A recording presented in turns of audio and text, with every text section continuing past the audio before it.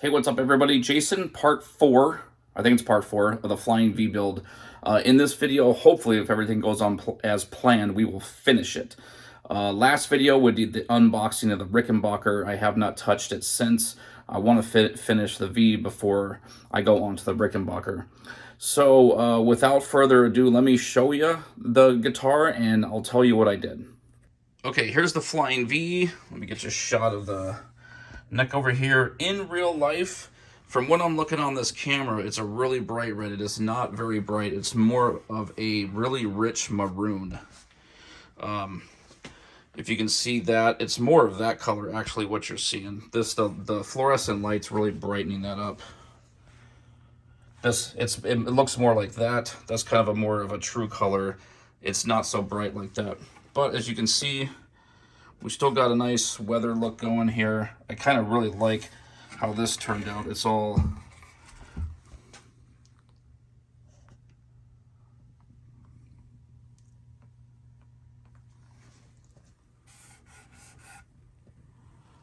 this definitely has some texture. Just trying to give you guys a close-up of this, and then I'll tell you about it.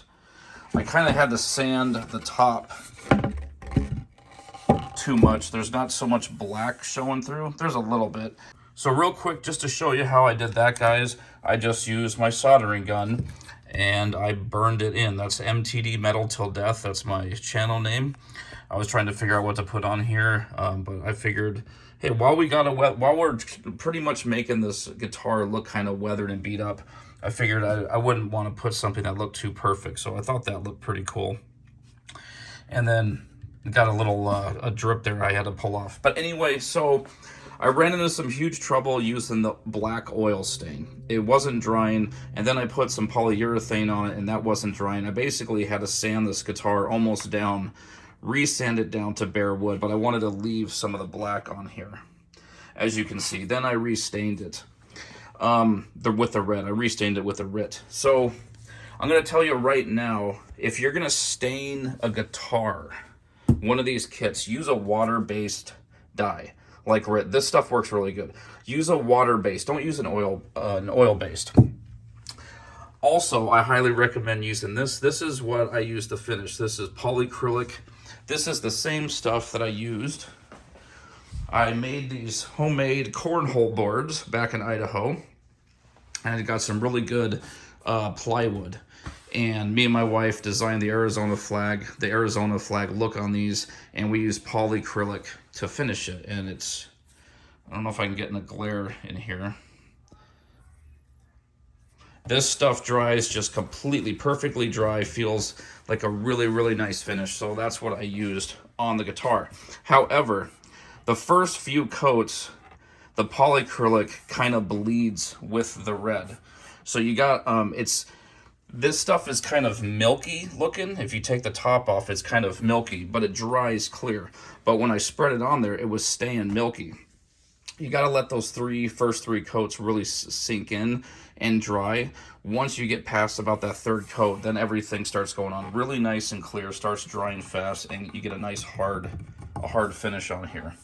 Now, I'm not done yet, but so what we're going to do is I put so many, there's probably 5 or 6 coats. And if you look close, yeah, there's some like wood grain or bubbles sticking out. And we're just gonna use, I think I have my 800, that's 220.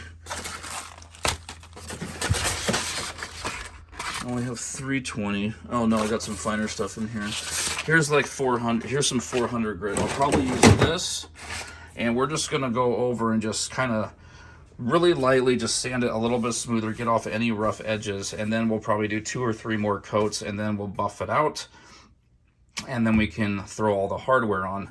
I will definitely have to check the neck and go over that to make sure that the neck looks good. I might have to clean up the binding or whatnot. Some of you may think this doesn't look very good, and I totally understand that, but I wanted to make a guitar that looked different.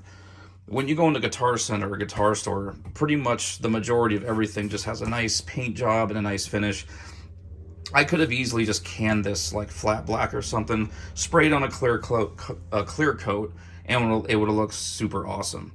But I wanted something different. I wanted something that would have some character to it. So this is it's turning out way different than I thought.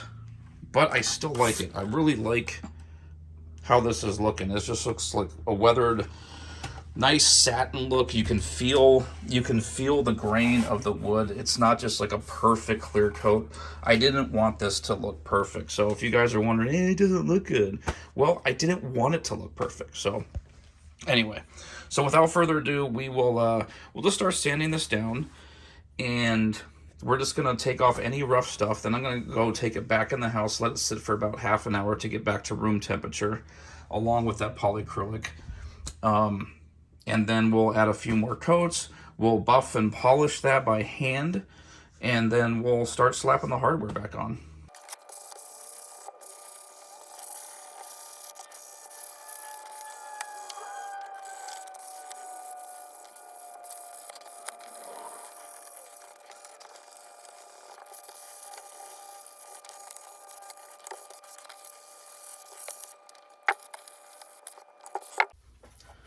Okay.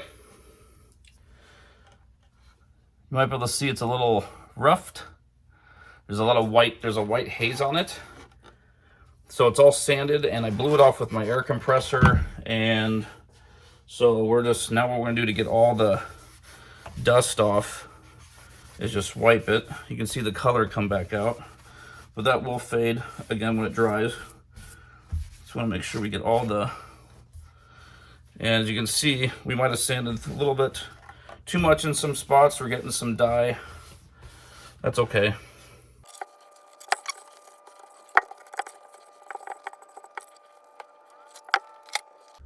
Okay, guys, the guitar is done with the stain and the finish. Try to get a close up here, maybe getting a glare. It's a little dark out here in the garage. Anyway, it's hard to see right now. So when we started this video, I told you originally I had to sand it back down. I did around 5 coats of polyacrylic, and then I showed me sanding that with 400 grit, and then I did about 2 or 3 more coats of the polyacrylic, and I'm done. That's enough of the finish. It probably could use a few more. I'm happy with it. Now, I'm gonna let this sit here. It's about 3:30, I think, 3 o'clock in the afternoon. I'm gonna let this sit here till tonight at bedtime. I'm gonna let it dry as much as possible here in the garage. Then tonight, I'm gonna go put it in my room where it's warm, and let it fully cure until tomorrow. I don't want to mess with it anymore, because tomorrow, once it's fully cured, hopefully tomorrow, I know this is going to seem weird, but we're going to polish it with Meguiar's plastic headlight polish. I actually used this on those cornhole boards I showed you. This polishes up that finish really nice. We're going to use that. That's going to polish it, even it out a little bit. And then after that, we're going to put on some Car New Finish and provide an extra small layer of wax sealant on there. We'll see how that goes. I have done this before on those cornhole boards with the polyacrylic, so I know this will work, but we can't do that until this finish totally freaking cures. It's got to be completely dry and cured before you do this. So I'm gonna wait till tomorrow, and then we'll proceed with that. All right, guys, that's I'm actually gonna end the video on the Flying V. I'm actually going to work on the Rickenbacker, which should be the video after this. I'm doing them both at the same time now, and I got stuff mixed up. But we're going to end the Flying V video for now, and then we'll do the Rickenbacker one after this. Rickenbacker, kind of a pain in the ass, but I got it done. You guys will see that. So thanks for watching, guys. Stay tuned. We're going to finish these. It's going to be fucking